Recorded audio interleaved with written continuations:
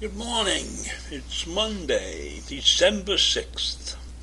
And once again, I'm going to talk about gun violence. Now, during the year and a half or so that I have been ranting, I have talked about gun violence several times. But this time I'm forced to talk about the entire family. And I'm talking about the Crumleys.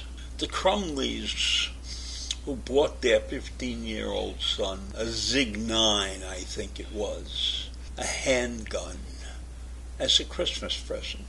And the whole Crumley family, as far as I can tell, has an unstable past. The father had 2 children with another woman and then ran off and left them for his new wife, Jennifer. His name is James. Jennifer supposedly is a witch, a person who runs the household with an iron fist, and is a known gun owner and deeply in favor of gun possession and gun rights, and has even been known to send a Twitter message to Donald Trump thanking him for defending the Second Amendment. And that message was seconded by her husband, James. So their 15-year-old son, who, according to school authorities, had shown signs that he was out of it, drawing pictures of violence, acting poorly in school, and he went to school, and something happened, and they called the parents in and asked them to take him home because he needed help. He was not behaving well. But the parents refused to take him out of school. They left. And then Ethan went into the bathroom, loaded his gun, came out of the bathroom, and shot 4 students dead and injured 7 or so others. And then the parents were supposed to appear in court at a particular time, but they ran away and hid in a warehouse in Detroit. They live about 40 miles from Detroit.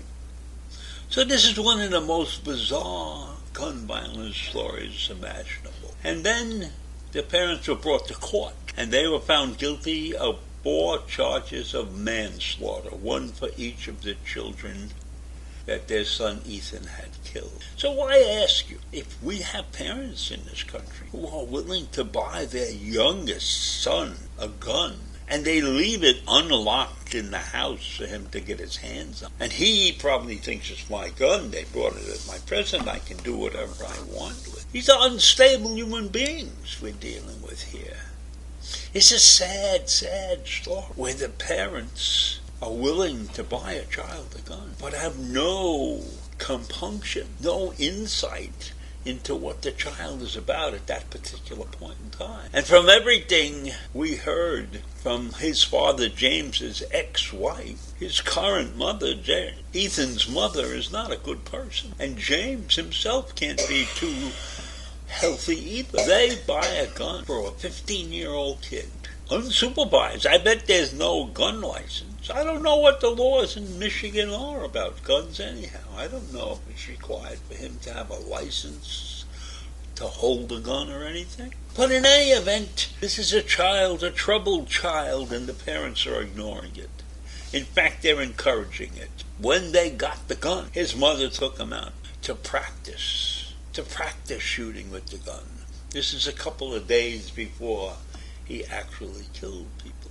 She was out target practicing with him. So I ask you, do you believe that in this country having guns is okay when we have people who have no regard for the dangers that a gun provides to the rest of the community? And then they try to escape. They ran away. The parents ran away when they were due in court, and they have been fined Oh, that's not fine. Their bail is $500,000 each. And the prosecutors say that's a high bail because they are afraid these people are going to take off and run away. And Ethan has been charged as an adult, charged with murder of 4 people as an adult. And I don't know how many other charges there are because he injured 7 more people, so I'm sure there are charges in that case too. So this is a disturbing case because it indicates that parental guidance is not necessarily the best thing for children. That's a terrible thing to say. And I couldn't uncover in my short time in looking stuff up what these people do. I know that the mother is a real estate agent and that the father had something to do with technology. But I assume they're a middle-class family living outside of Detroit. And the best they can do for their son is buy him a gun. Is that warped or what? Now, if he was 21 and a hunter of some kind, I could understand it. But to buy a 15-year-old a handgun, turn him loose on society, get advised by the people who are educating him that this is a troubled child, and ignoring all of that. I don't know why the parents weren't charged with murder. Why are they getting away with just a manslaughter charge? Aren't they accomplices to this murder?